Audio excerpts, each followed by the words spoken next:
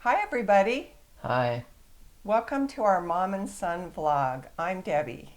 I'm Logan. Today we're going to talk about self awareness. So I'm just curious, Logan, do you prepare before our vlogs? Have you done anything in preparation for today's vlog on self awareness? Well, like a lot of things that I talk about, I basically prepare all, if my eyes are open, I'm preparing and thinking about myself and my place in the world as a living person. And so I don't necessarily prepare specifically for each vlog and write stuff down and ideas down. I think I prepare by consciously living all the time. And even like when I watch movies, I watch the characters and I think about them and how they're acting in accordance to their environments and what that would mean for them and the people in their lives. And it gets very convoluted sometimes in my head, and that I'm just looking maybe too much at possible actualities. So you would say that you're very introspective. Yes, but I don't know if I'm wondering if it can be toxic to yourself or anyone to be too introspective. Well, I think it can be, but I think it depends on where your focus is. I think it's actually very empowering to be self aware or introspective because you can find out what your strengths and weaknesses are. So if you're focusing on your strengths and you make sure you see your strengths while you're looking at your weaknesses and also see other people's strengths and be aware of their strengths and weaknesses, then I think it can be one of the most healthy things we can do to empower ourselves. Yeah, So, would you say being self aware has helped you succeed in the areas that are important to you? it's helped me survive. To really look at the reality of me, Logan, the Mm-hmm. reality of me, what I do, how I affect others, what cost of living, Mm-hmm. all of these things. How much gas do I use in my Mm-hmm. car? How much food do I eat? How much money do I spend? All of the things that we do are sort of under the microscope for me, and that's generally what self awareness is never just living a. I don't even I try to imagine what it's like to act without thinking, and I just can't. I can't do it. Yet people surely they act and they don't have any thoughts about it at all. They just act because they're cutting through their life and into their day and getting things done, and they maybe literally don't have time to even question their actions and their behaviors. So, would you say that that would be living life from a point of reacting to life Yeah, versus being aware and making a conscious choice about how you're going to handle something and what you're going to do in the moment? yeah, I think that reacting is really a common. I mean, we all Yeah. react. Just whatever our past has been, whatever Mm-hmm. experiences we've gone to, create our reactions. So, part of self awareness is noticing our reactions and then choosing the reactions that we want to keep and make them actions, and the reactions that don't work or sabotage things that are important to us or relationships and work on those. Yeah, So, a definition of self awareness would be understanding who you are, your personality, your behaviors, your strengths and weaknesses, as well as your beliefs and motivations. Because if you don't know those things, then what? right. And I think it's really important to know things. Like, I think of ignorance as a really big, important concept because ignorance isn't stupidity. Mm-hmm. So, is it by chance that you happen to notice that you don't know something and then you get curious and want to know?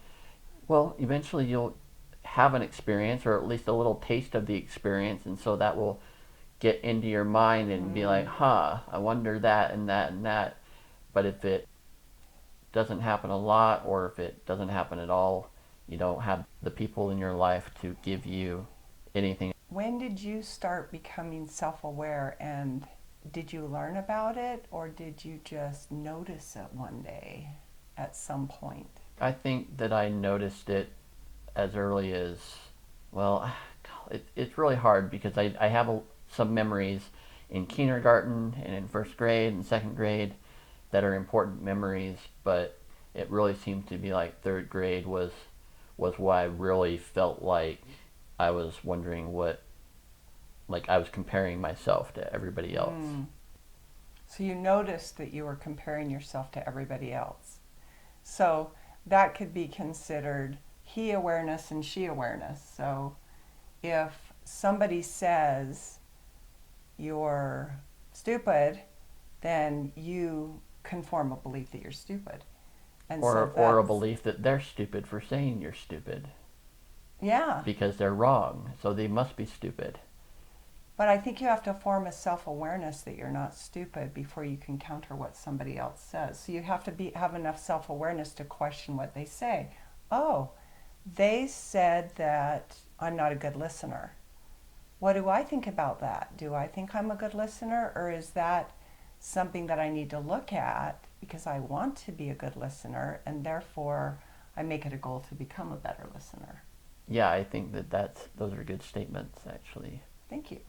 When you noticed other people, then you started to think about yourself and them noticing you. I mean, a lot of my self-awareness comes from how I was treated because of the way I look and just the automatic reactions people have, children and my classmates have, and then just sort of my natural chemical makeup in my brain that it learned the way it learns. Being on the spectrum, I think now that I see it that way, I realize that I was pretty worried about what I was doing. I didn't know exactly what it meant that people acted the way that they did. I don't know. I've made a lot of assumptions in my life, and I still live in a lot of assumptions too much. So we can make assumptions about ourselves based on what somebody else thinks of us.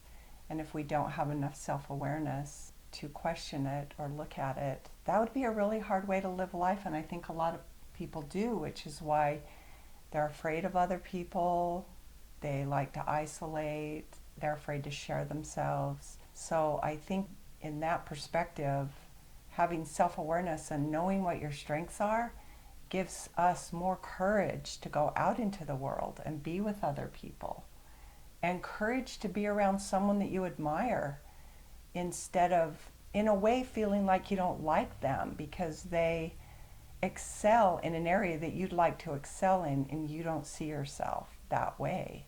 So we get envious and then don't like them, or we think that they think they're really cool or that they're egotistical.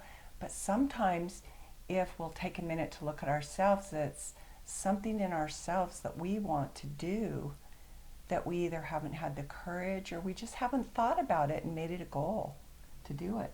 Right.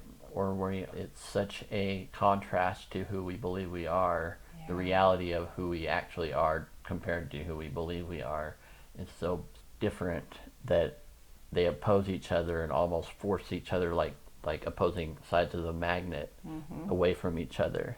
So your awareness and your reality. It's hard to say what reality is because reality is what you think it is. It's your experience. It's your reality is not my reality, and mine's not yours. It's our own story. We are living in our own story, in our own timeline. Well, what's interesting is that if a person doesn't have an awareness that they're living in their own reality, they actually think it is everyone's reality. So that takes some self-awareness also. So the better you know yourself, then the better you can know other people and you can understand their reactions to you and your own reactions to them. Yeah, and that comes on empathy. Mm-hmm. It's really about being able to put yourself in somebody else's situation and go, I don't like that. Or, yeah, if I do that and make them happy, I like knowing that I make them happy, so I'm going to do that again. You need to constantly work at having empathy. One thing that I do it's been a long time since I went to the store, of course, but when I used to go, I would buy my frozen dinners, and I tend to buy as many as there are them there.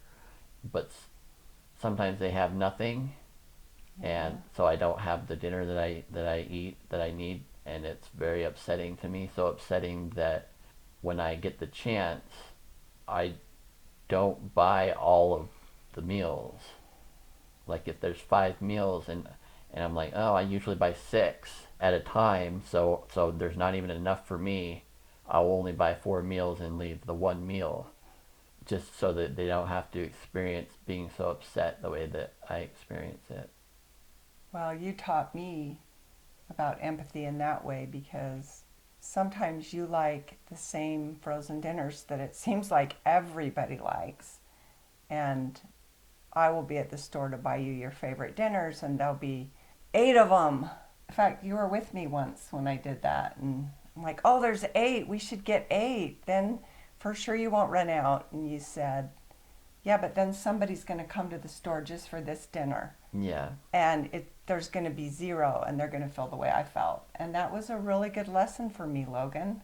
I learned so much from you, from your self-awareness. Helps me be more self-aware. But am I doing it when it gets to a point to where it becomes self-defeating self-awareness?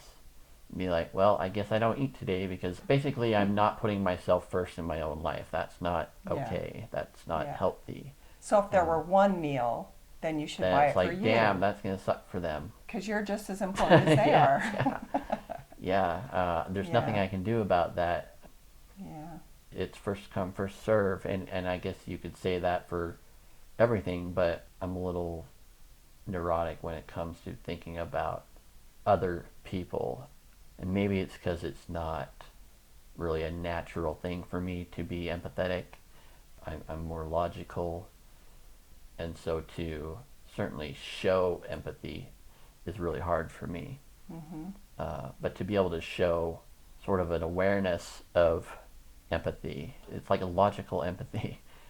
I do have that feeling of empathy, of I don't want them to feel how I felt. But it is hard to translate it into other more nuanced circumstances. Well, I think the fact that you're even thinking about this shows how introspective and self-aware you are. And again, focusing on your strengths, that you are empathetic towards people, and focusing on an awareness that you're important too. We're all important. So there's a balance between putting ourselves first always, no matter what the situation is, or considering other people and making a decision based on each circumstance. That takes self-awareness. So Logan, would you say that self-awareness comes so naturally to you because you're 42 years old now and you've been living with self-awareness since you were just in elementary school? Would you say it comes natural to you? Yeah, I mean, it really is sort of a survival strategy of having as much control over my life as I can. I don't know. I don't really know how to describe wanting control, needing control, having control. What is control? I can only control myself, and so I've just focused on that. Yeah, that's so important. It's the most important thing is making a difference in ourselves. And it takes self-awareness to do that. If I'm not aware of what I'm doing that isn't leading me to achieving the goals that I want to achieve, I'm going to keep doing what I'm doing and I'm not going to get there. So whether it's daily or weekly or monthly, just taking an accounting of the choices I've been making and how I've been acting towards people and in different situations, and assessing it to find out if I need to change something. It is very empowering, Logan. You're very right about that, because none of us feel comfortable if we feel like we're completely out of control in our lives. Yeah.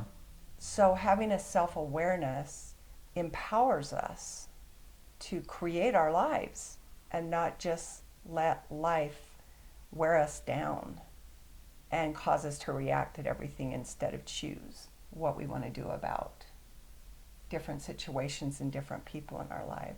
Yeah, I think that the simplest way to build your self awareness is to just document what you do. You know, you can say journal, but that's a lot for a lot of people to journal thoughts and everything. But ever since about I think 2008, I've documented what I do every hour of the day, because if I don't, I kind of get scared at the and lost in Yeah. time, and it's kind of scary. But so I didn't do it to get self awareness. It just became I'm looking. Oh, I'm waking up at this time. I'm going to bed at that time. I'm eating this. I'm eating that. It became well. It just became helpful for me to just know what I am doing, what choices I'm making, and obviously you can't really document everything. It would take you the whole day to document everything, but to try and at least document your actions. Well, like even a great goal would be just before you go to bed at night, write down 3 things that happened that day that you succeeded in doing that you're aware of, and perhaps 3 things where you feel like you could have improved. I think, Logan, journaling is the number one step that I've heard on different TED Talks, YouTube videos about self-awareness. The number one step is journaling, and you've been doing that. Yeah. I've had a perception of journaling that hasn't worked for me that I'm intend to change right now. And that is, when I think of journaling, I think of a diary, and that's not what a journaling is. It can be if that's what you want, but one of the most valuable aspects of journaling is writing down, a small amount of important things about the way you did things or the way you want to do things, and then going back and reading them in a month or in 2 months to find out what your goals were 2 months ago and how are you doing.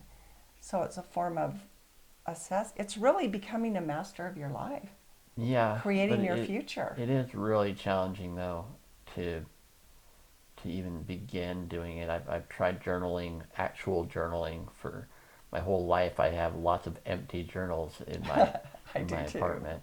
Like the first 4 pages have Yeah, something in it, and after that, there's nothing. And then you think, well, I can't write in it again because it's 5 years later. That's yeah, going to be confusing. We're all in the same boat, but I do think that the more self aware we can all become, the more successful we'll be in our lives and in living the kind of lives that we want to live. So when we get to the end of our lives, we can feel like we took advantage of our opportunities and not feel like, oh my gosh, I let my life go by, and I know what I would do differently now, but I never stopped to look at what would I do differently along the way so that I could change it. We can't change it unless we're self-aware and we take a look at it. So that's what's really important about self-awareness. yeah. I think also just noting that, being aware that you have negative qualities about yourself. Yeah. You don't have to focus on them, or it is good to try and change negative qualities about yourself, but there are things that you do that are just what you do, and to change them would be changing you. I wouldn't say that that's fair to do to anybody, to expect them to change core. Core personality characteristics. Yeah, And and that's very insightful. And I'm sure that came from your self-awareness, that there's certain aspects of yourself that would be either impossible or so difficult to change that you would rather work on other things because they're going to create more happiness in your life. And for example, I would love to be a better listener, and I interrupt. That's one of my weaknesses. I interrupt because I have ADD. I interrupt because I don't want to forget what I'm going to say. I interrupt because sometimes I know what the person's going to say. I don't know why I interrupt so much. It's a habit by now, but I do want to be a better listener. So my awareness of realizing that I interrupt is the first step toward becoming a better listener.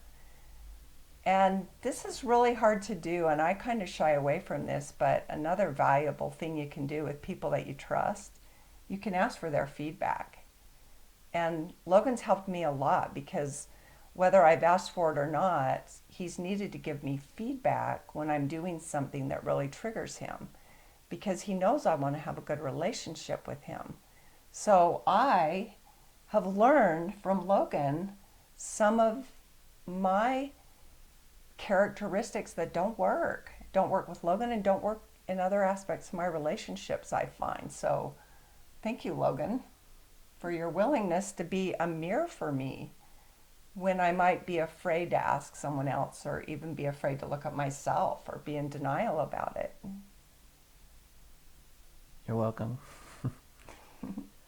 I think mirroring is my purpose. That's why I want to be here, is so that people can see themselves. But it's also not been a very helpful thing all the time. It can be critical and controlling and basically not self-aware. Yeah. By saying that you are affecting me so much that I can't change myself because of you. You have nothing to do with my inability to accept qualities that cause me issues. And I'm just using that as an example. It's a good example, Logan, because if I'm not self-aware enough to know what my positive personality characteristics are and my strengths, I'm going to be devastated if Logan gives me feedback that will help our relationship and help him. But if I already know that about myself because I have had some self-awareness, then I'm going to be reminded it's not going to be devastating feedback. It is interesting. I do find that I've been very scared to hear anybody's honest anything, and yet I feel that makes it so much easier and quicker to just get through whatever that difficulty is, and be like, oh, okay, well that's that and that's that and that's what we're working with, and you go forward with what you have and with what you know. But I don't really have a lot of relationships, so I have listened to others in their relationships and their work relationships and stuff like that to examine the intricacies of being an amicable person. Well, that's what makes you such a great mirror for people and such a great friend, is because of your self-awareness and your introspection and your desire to help people and make a positive difference. Is that when someone comes and bears their soul to you, you're a good listener and you hear what they say, and then you have intuitive ideas because of all your thoughts and introspection about what could help or what helps you that could help them. Right. I think you're really great at that, and that's one reason why we wanted to do this vlog. I want to give you a platform to be able to express your insights and your wisdom. Well, and I want to give you as much honest information about my life that you can tolerate as my mother. I guess I feel like you deserve to know things that moms generally don't know about their kids, right? Yeah. And so it's important to me and for our relationship that we hear each other and sort of get to know each other in a way that we haven't throughout our life just because of the situation. Yeah. Well, every experience we have in life gives us an opportunity to be self-aware. And when Logan's sister, my daughter, passed away in July of 2021, I was so grateful that I got to know her so well. We spent at least 4 hours together one day a week, and then the other times that we were together, I was helping her, we were shopping for something, but we spent a lot of time and she shared herself. And Logan and I like you're saying, haven't had as many opportunities because Heather did need my help a lot. And Logan was very empathetic. And I didn't want your help, even And though you I were needed your help. empathetic too, Yeah, because you knew that I was helping. How much help can a person give how many people right. and still have a life? Yeah, But what I learned after Heather left was I'm so grateful that I know her, that I knew her. And that's what I want with you. yeah, And that's what you want with me. And I'm right. so grateful. And that takes self-awareness to know what I want and what I need. And for Logan to know what he wants and what he needs. And then to be aware of our beliefs, our preconceived ideas, our assumptions that don't work, our personality behaviors that we need to accept in each other or talk about to see if we can improve. Yes. It's all part of it. I think a big thing that I wanted to bring up was the fact that I am pretty isolated, Mm-hmm. and I really don't text to anybody. I don't talk on the phone. I don't I haven't answered the phone in 3 years. A big part of that is because of the spam and unknown callers and stuff like Mm-hmm. that. So I just haven't answered the phone. But the other reason is I hearing impaired, and so talking on the phone is hard. Also, just being on the spectrum, talking on the phone is hard, and just engaging socially is hard. But when I have done it, I can be abrupt. I could sound unempathetic in a way that is hurtful to any relationship by just stating my honest feelings.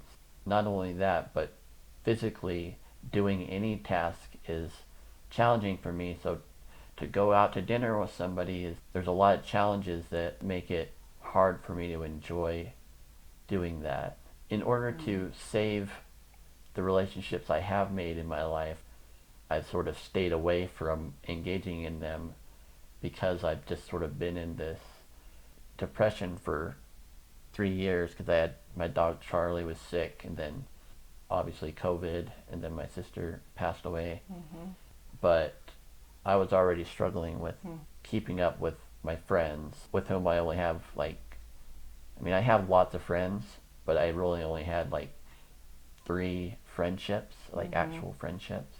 But the reality is that I don't give them what a friend should give them, and so I feel kind of I don't want to take their friendship and not be able to give friendship back. Mm-hmm.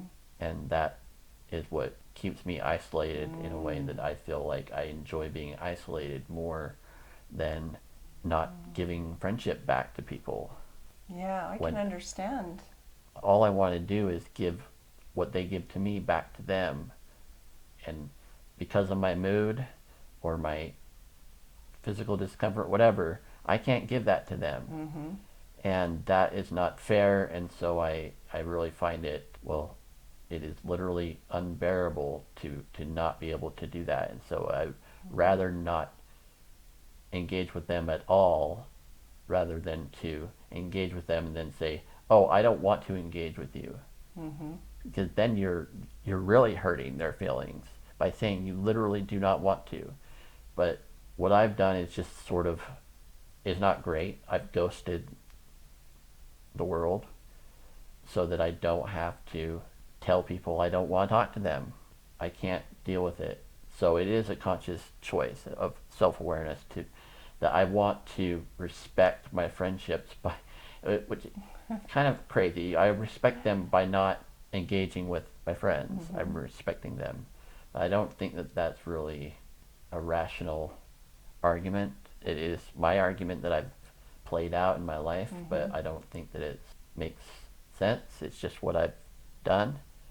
I really care for the people that I've become friends with and have had connections with.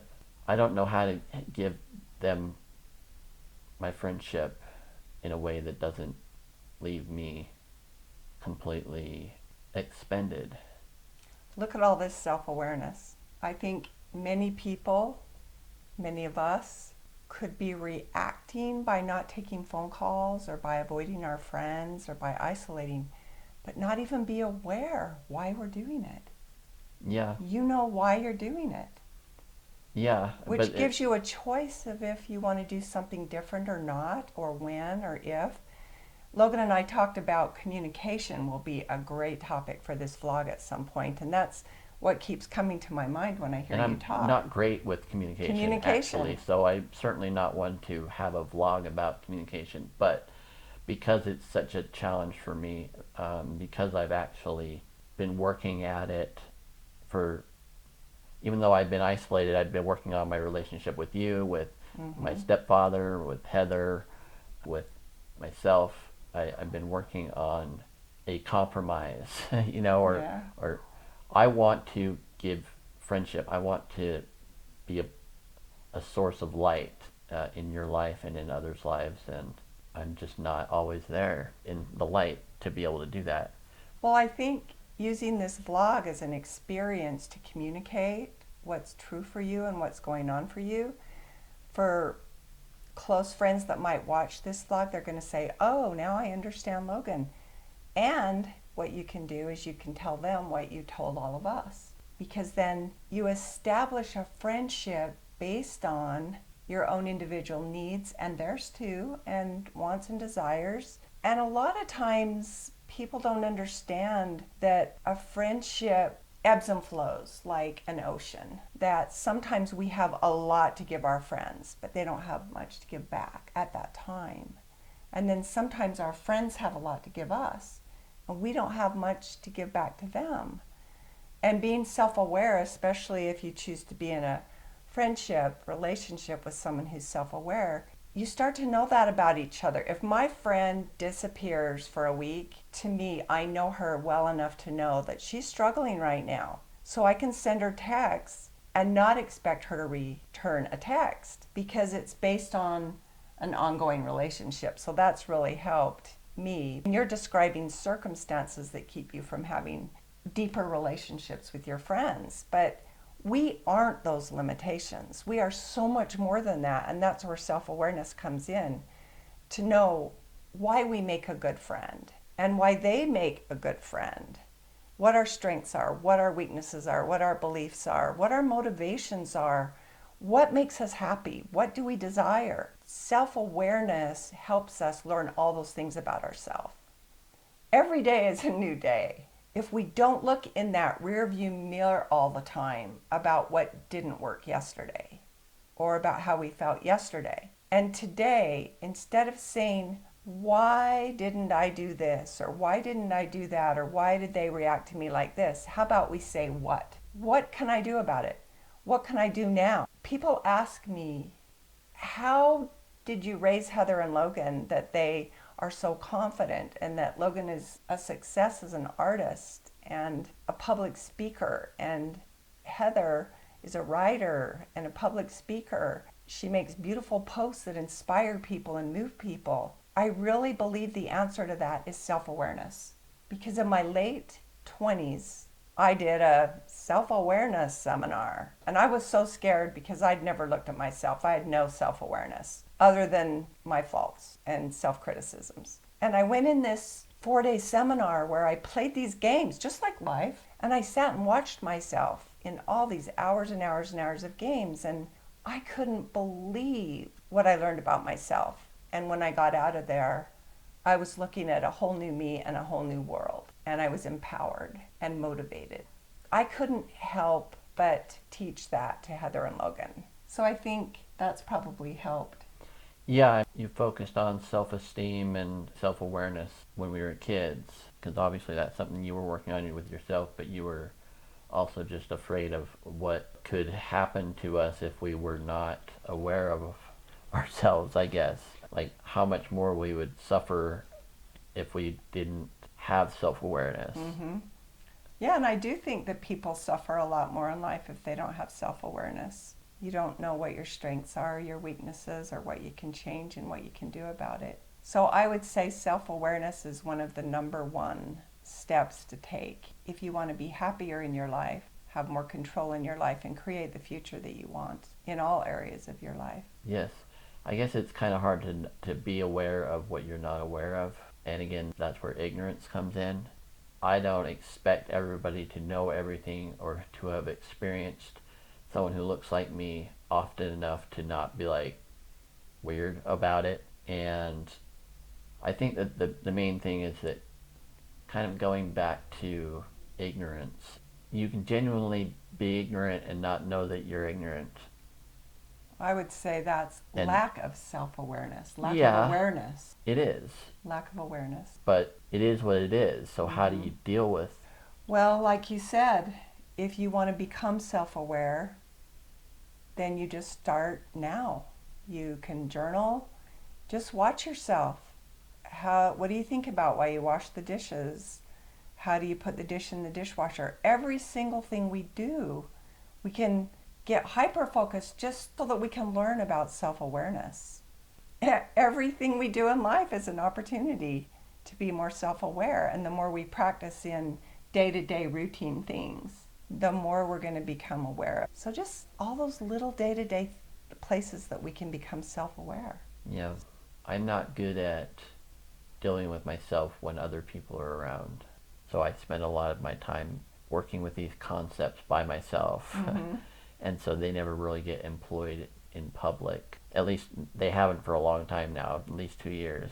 Well, and before 3 years ago, you were going to lunch with friends and engaging with friends. So that's a really good example that just because you've been this way for the last 3 years during COVID and during your dog's death and during Heather's transition doesn't mean that you have to stay this way or that you are this way always. You've been that way, and now you say, not why was I that way, because you obviously know the answer to that. It's what do I want to do about it? Do I want to continue living my life like this? And if you do, that's okay. It's not right or wrong. You just ask yourself, do I want to do something different today or tomorrow or next week or not right now? We're a new person today. We can make new decisions, new choices, new plans, new goals. When I retired from teaching aerobics, mostly at that time because I was diagnosed with MS, and I put my aerobic classes on YouTube so that I could feel like all of my years of passionate teaching wouldn't be wasted, that somebody else could benefit. And then eventually I retired from doing hair. I was a hairstylist for 40 years. And I remember I was laying in my backyard on a beautiful spring day, reading a book and thinking, I'm still the same person that ran my own business, that had conversations with people all day long, that taught aerobics, that has given public talks about overcoming challenges, about other tools that help people in their lives. Just because I'm not doing it right now doesn't mean that I'm not the same person. I still have those characteristics, those strengths. And life changes and we get new weaknesses, new health issues, new situations, new jobs, new friends, new relationships. Self-awareness is the first tool that we have in all of that. So right now, you're assessing where you've been for 3 years. You're assessing what you want with your friends. Maybe some of you out there are also assessing your own lives and where you've been, where you want to go, what your new choices are going to be. The more I think about self-awareness, I feel my mind tends to be focused on what I've not been aware of, but that I've said to myself I was completely aware of. That's interesting. So it's not self-awareness, but what would you call that? Because that wouldn't really be... Well, you're self-aware that there are Now things I that realize you weren't... that I was blind, but I said I was completely aware of what was going on, but I was blind of what was going on. So yeah. I don't know what that Well, I is. think it goes to show that we can be completely self-aware. Having this conversation about self-awareness and personal growth was my favorite topic that I could discuss with my customers and my friends and myself and the books and the talks and everything I read.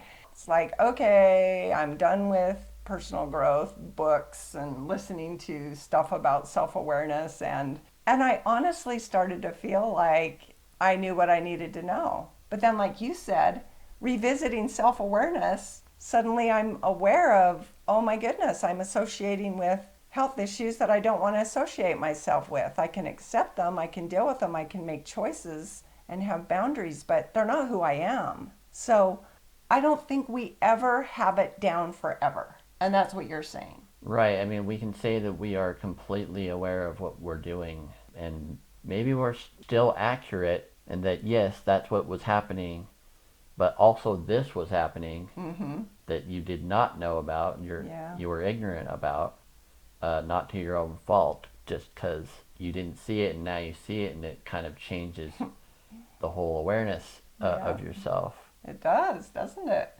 and it's kind of terrifying if depending on what it is that you didn't think about, that you, especially if you knew that you already, the scary thing is knowing that you see it, looking back and going, oh, I didn't see it, but I knew I saw it. I Yeah. was certain of it. Sometimes you see it in the moment, but for whatever reason you don't care about it, or you don't have the energy to care about it, Or that you or just you're don't have just the tired. capability of Yeah. the emotional ability to deal with it, with that, whatever's going on in your life. So we're going to get new self-awarenesses. And of course, they say hindsight is 50-50. So we can think that we were aware of how we were being all along the way. And suddenly today go, oh my goodness, I thought I was self-aware of everything that was happening, but I wasn't aware of this or I wasn't aware of that. But it's not easy. I believe that anybody who hasn't intentionally looked into themselves, their behaviors, their beliefs, it's scary. In my late 20s, I was terrified to do that seminar because I thought I was going to find out all this negative stuff about myself that I believed already. This stuff that you're afraid to look in someone else's eyes because you're afraid they might see it.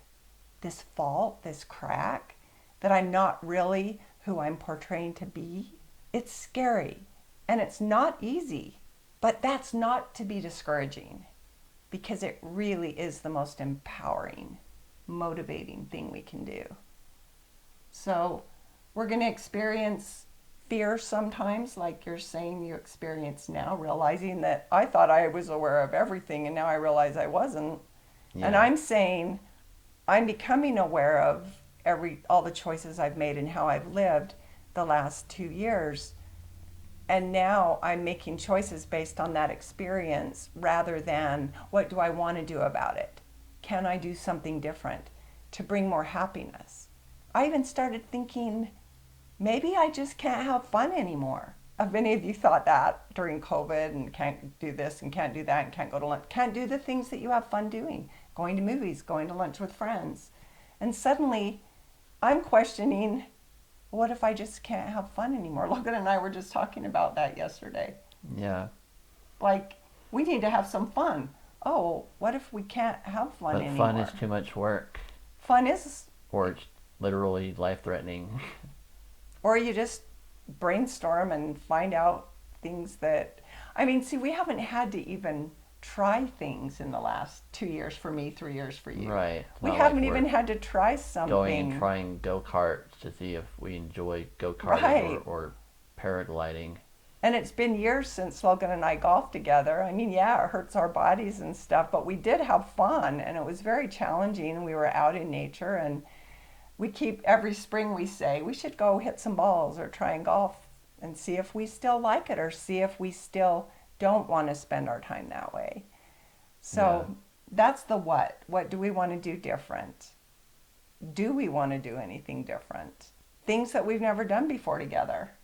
Like I was thinking on the way over here as I saw the trees blooming and these beautiful flowering trees that, wow, we could go to Red Butte Gardens together. It's outside, it's safe Yeah. outside.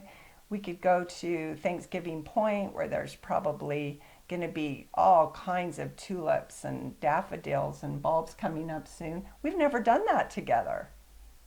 And I think they even have golf carts for people that have a hard time getting around. So I'm really excited to have self awareness that it's not that I can't have fun.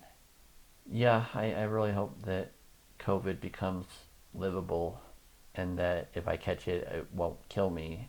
I think it will. I mean, I don't see why it wouldn't, but until that happens, I just don't see. I mean, I think that I agree with you. I think that it will be fun to do things like going to Thanksgiving point and things that we can probably do and not be around others. So I'm excited about that too. Yeah.